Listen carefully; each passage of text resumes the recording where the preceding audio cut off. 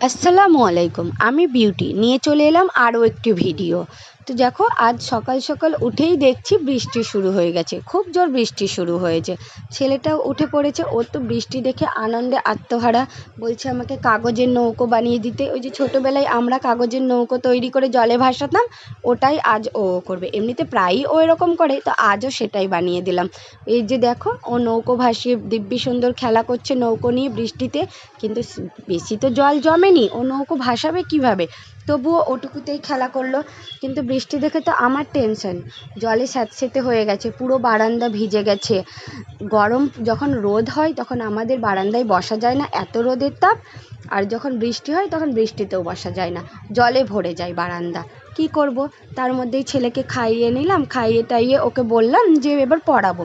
তো পড়ার নাম শুনে ওর রাগ হয়ে গেছে।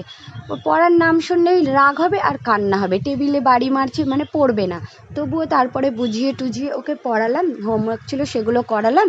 তারপর মা ছেলে দুজন মিলেই আলমারি গোছানো শুরু করলাম। আলমারিটা একটু নোংরা হয়েছিল, একটু অগোছালো হয়েছিল, তো সেটাই গুছিয়ে নিলাম। দেখো, আমার সাথে সেও কাজ করবে, সেও মুছবে। তো সে বারবার বলছে, মা আমাকে এখানে কলিং দাও, আমি মুছে দেবো, আমি মুছে দেবো। আমার হাত থেকে কেড়ে নিচ্ছে। কি করব, ওকে দিলাম মন বোঝানোর জন্য।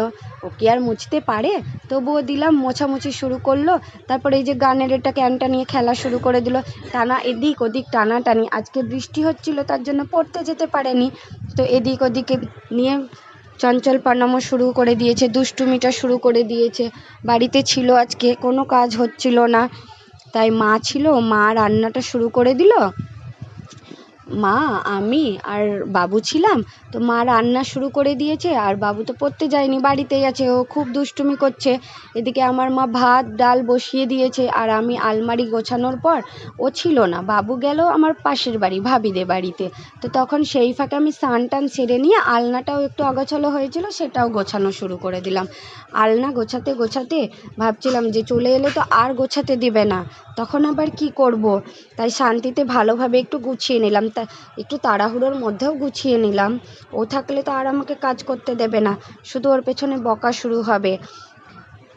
আমার যদি কোনো রকম ভুল হয় না ভিডিওতে, তো তোমরা আমাকে একটু ধরিয়ে দেবে।